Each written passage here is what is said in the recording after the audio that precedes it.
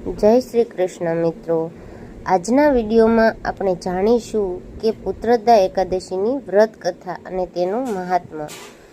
તો હિન્દુ ધર્મ અનુસાર બાળકના સુખ, સારા સ્વાસ્થ્ય, પ્રગતિ અને સમૃદ્ધિ માટે ઘણા બધા ઉપવાસો કરવામાં આવે છે. તેમાંનું એક વ્રત છે એ સાવન પુત્રદા એકાદશીનું વ્રત.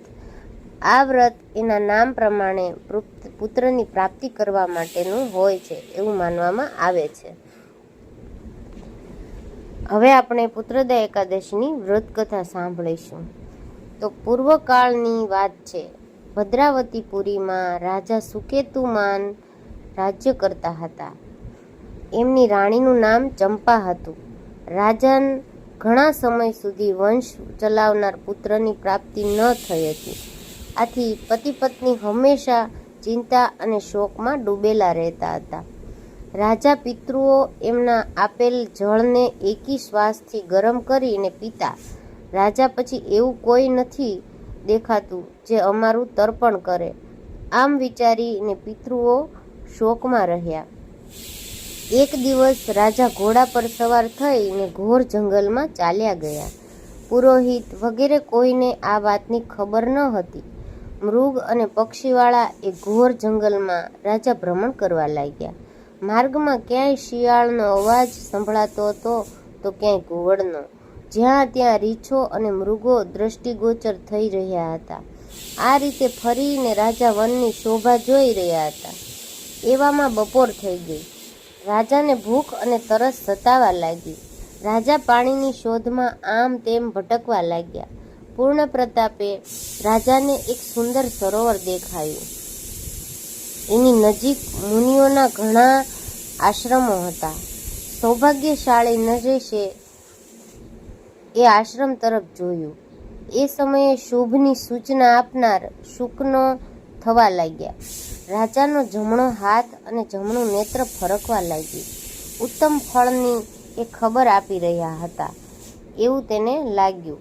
સરોવરના તટ પર ઘણા મુનિઓ વેદપાઠી કરી રહ્યા હતા. એમને જોઈને રાજાને ઘણો હર્ષ થયો. તેઓ ઘોડા પરથી ઉતરીને મુનિઓ પાસે ઊભા રહી ગયા અને અનેક પ્રકારે મુનિઓની વંદના કરવા લાગ્યા. એ મુનિઓ ઉત્તમ વ્રતનું પાલન કરનારા હતા. જ્યારે રાજાએ હાથ જોડીને વારંવાર દંડવત પ્રણામ કર્યા ત્યારે મુનિઓ બોલ્યા કે રાજન, અમે તમારા પર પ્રસન્ન છીએ. રાજા બોલ્યો, આપ કોણ છો? આપના નામો શું છે? અને આપ શા માટે અહીં એકત્રિત થયા છો? કૃપા કરીને આ બધું મને કહો ને. મુનિઓ બોલ્યા કે રાજન, અમે લોકો વિશ્વદેવ છીએ. અહીં સ્નાન માટે આવ્યા છીએ. મહા મહિનો નજીક આવી રહ્યો છે. આજથી 5મા દિવસે મહા મહિનાના સ્નાનનો પ્રારંભ થઈ જશે. આજે જ પુત્રદા નામની એકાદશી છે. વ્રત કરનારા મનુષ્યને એ પુત્ર આપે છે. રાજાએ કહ્યું, વિશ્વદેવગણ, જો આપ પ્રસન્ન હો તો મને પુત્ર આપો. મુનિ બોલ્યા, રાજન, આજના જ દિવસે પુત્રદા નામની એકાદશી છે. એનું વ્રત ઘણું જ વિખ્યાત છે. તમે આજે આ ઉત્તમ વ્રત કરો. મહારાજ ભગવાન કેશવના પ્રસાદથી તમારે ત્યાં જરૂર પુત્ર થશે. ભગવાન શ્રી કૃષ્ણ કહે છે. આ પ્રમાણે એ મુનિઓના કહેવાથી રાજાએ એ ઉત્તમ વ્રત કર્યું. મહર્ષિઓના ઉપદેશ અનુસાર વિધિપૂર્વક પુત્રદા એકાદશીનું વ્રત કર્યું. પછી બારસના દિવસે પારણા કરીને મુનિઓના ચરણોમાં વારંવાર મસ્તક ઝુકાવી ને રાજા પોતાના ઘેર આવ્યા. ત્યારબાદ રાણીએ ગર્ભ ધારણ કર્યો. પ્રસવનો સમય આવતા રાજાને ત્યાં તેજસ્વી પુત્રની પ્રાપ્તિ થઈ.